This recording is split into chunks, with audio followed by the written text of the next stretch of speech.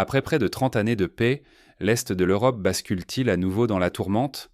Les images sont sidérantes. Affrontements dans les rues ukrainiennes, arrestations massives, citoyens désespérés qui bravent l'interdit malgré les risques. Dans des villes privées d'électricité depuis plusieurs jours, la peur grandit, la colère explose. Sur la scène politique, la tension atteint des sommets. L'Union européenne refuse d'accorder de nouveaux fonds à l'Ukraine, précipitant le pays vers une crise financière majeure qui menace l'équilibre de toute la région. En parallèle, coup de théâtre, la Pologne, rompant avec 3 décennies de tabous, relance la production de mines antipersonnelles, défiant ouvertement les conventions internationales. Ce choix envoie un avertissement glaçant à ses voisins, nourrissant l'inquiétude sur tout le continent. En Lettonie, l'arrestation d'un historien russe suscite un tollé, symbole d'une répression croissante contre toute influence jugée étrangère. Éparpillés mais liés, ces événements révèlent une crise profonde, bien au-delà du choc militaire ou économique traditionnel. Ignorer ces signaux, c'est risquer d'être pris au dépourvu par la prochaine grande crise européenne. Que se cache-t-il derrière cette escalade, et que menace-t-elle pour l'avenir du continent? Démêlons ensemble les causes et les conséquences de ce basculement inédit. Pour comprendre l'ampleur de cette crise, il faut revenir sur les racines historiques et les faiblesses structurelles de la région.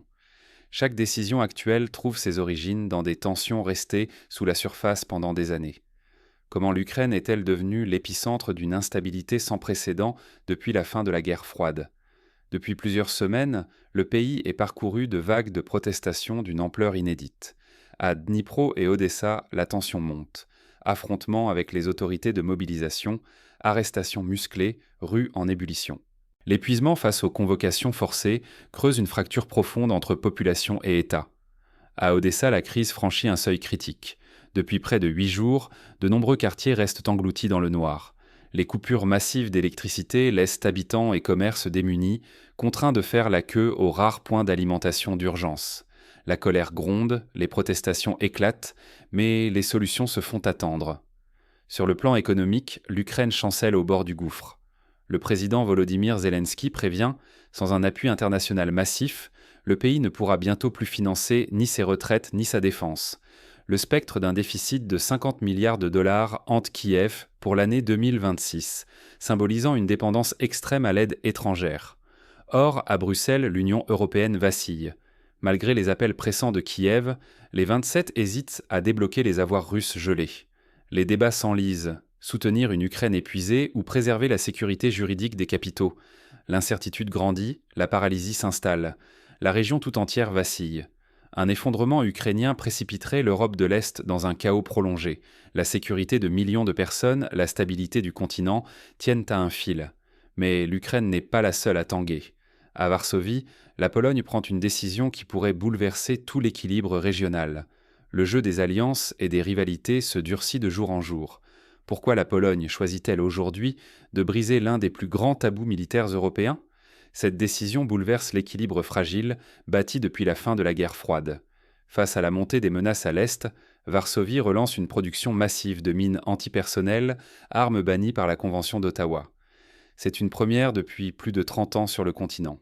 Selon le gouvernement, la sortie officielle de la Convention est prévue pour février 2026. Varsovie ambitionne de fabriquer plusieurs millions de mines dans les prochaines années, dans le cadre du programme Bouclier de l'Est. L'objectif ? Renforcer la frontière orientale, mais aussi fournir potentiellement l'Ukraine et d'autres alliés de l'OTAN. Cette décision ouvre une brèche dangereuse. En défiant les règles internationales, la Pologne pourrait déclencher une nouvelle course aux armements et fragiliser toute la région. Les critiques redoutent déjà un effet domino dévastateur sur la sécurité européenne. Dans l'ombre, la tension politique et sociale monte en Pologne, menaçant d'embraser un pays déjà divisé. Mais la Pologne n'est pas seule à franchir des lignes rouges. En Ukraine, la guerre s'enlise et fait peser d'autres menaces sur l'équilibre de la région. Vivons-nous la fin du système européen né après la guerre froide? La question s'impose alors que l'Europe voit ses repères vaciller.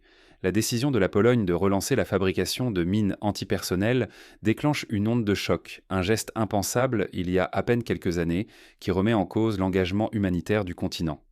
Face à la guerre en Ukraine, l'Europe hésite entre soutenir Kiev sans réserve et protéger ses propres intérêts économiques.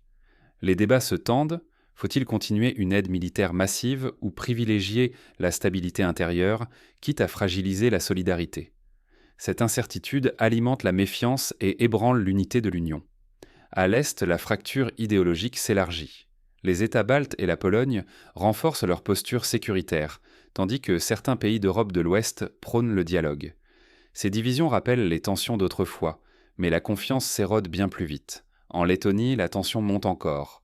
L'arrestation de Viktor Gouchine, journaliste accusé d'être trop proche de Moscou, marque une nouvelle étape dans la répression des voix dissidentes au nom de la sécurité nationale. Ce climat se généralise, dans toute l'Europe de l'Est, l'espace du débat public se rétrécit dangereusement.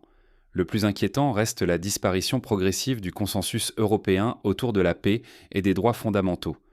Si cette dynamique continue, le continent risque de s'enfoncer dans l'instabilité, voire de glisser vers l'autoritarisme.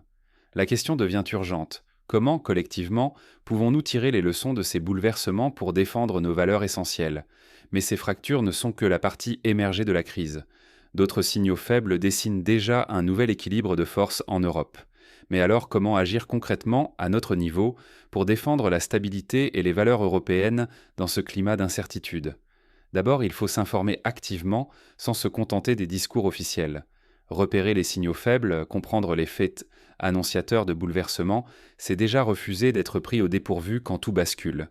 Il est tout aussi crucial de soutenir la société civile et les initiatives de dialogue. Ce sont souvent elles qui servent de rempart face aux dérives autoritaires et aux tentations de fermeture.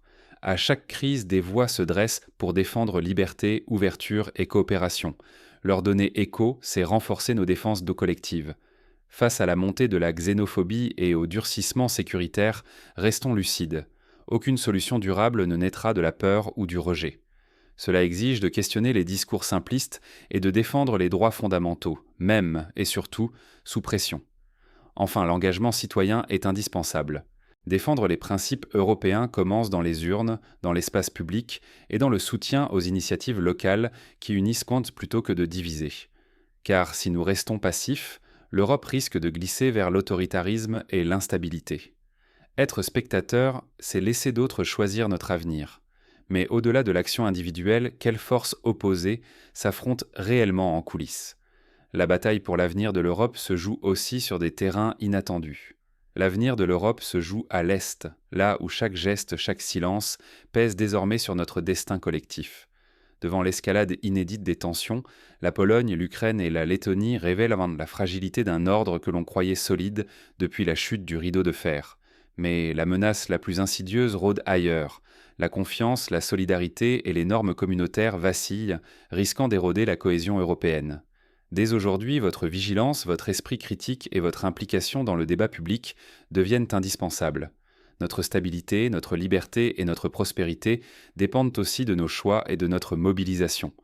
Ne restez pas spectateurs, partagez cet épisode, échangez vos réflexions en commentaire ou avec vos proches. C'est par la discussion et la lucidité que nous pouvons éviter le repli et construire un futur commun.